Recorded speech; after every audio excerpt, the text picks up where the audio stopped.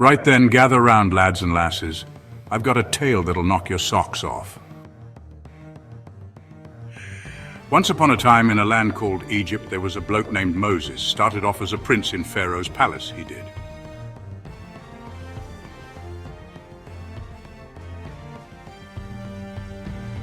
But when he saw how his people were treated, he couldn't stand for it. So off he went into the desert. Years passed, and Moses settled into the quiet life of a shepherd in Midian.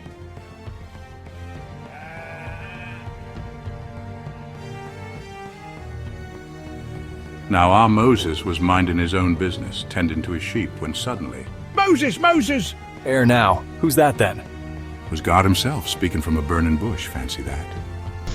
I have chosen you to lead my people out of Egypt. Me? But I'm just a shepherd, I am. But God wasn't taking no for an answer, you see. I will be with you, Moses. Just take that staff of yours and go.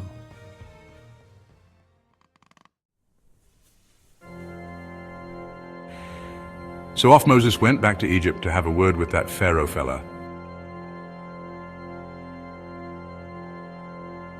Let my people go. Not bloomin' likely, mate. And that's when things got a bit plaguey.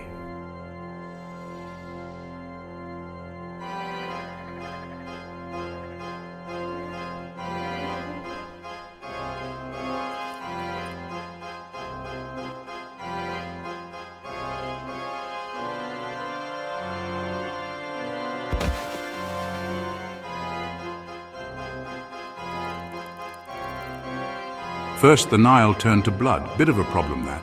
Then came the frogs, hopping all over the place they were. Gnats, flies, livestock dying. It was like nature gone mad. Boils, hail, locusts, you name it. Egypt got it. And then came darkness so thick you could spread it on toast. But Pharaoh was a stubborn one, he was. Wouldn't budge an inch. Until the last plague, the death of the firstborn. That finally did it. Finally, Pharaoh had enough and let the Israelites go, but he changed his mind right quick, he did.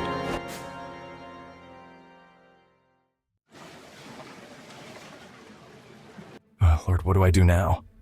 There they were, the Israelites, with the sea in front and Pharaoh's army behind. Talk about being between a rock and a hard place. Moses raised his staff, and would you believe it, the sea split right down the middle. It was like God himself had taken a giant knife to a cake, cleaving it in two. The Israelites couldn't believe their eyes. A path right through the sea. They started crossing, quick as you like. Men, women, children, even the sheep. Meanwhile, Pharaoh and his army came charging in after them. But God wasn't having any of that. No, sir. Just as the last Israelite stepped onto dry land on the other side, whoosh, the waters came crashing back down. Pharaoh's army, not so lucky. They were washed away just like that.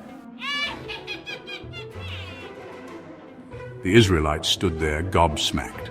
They'd done it. They were free. And Moses, well, he just stood there, staff in hand, realizing what he'd just done. From shy shepherd to leader of a nation, not bad for a day's work, eh? And just like that, Moses led his people to freedom. The beginning of a whole new adventure it was.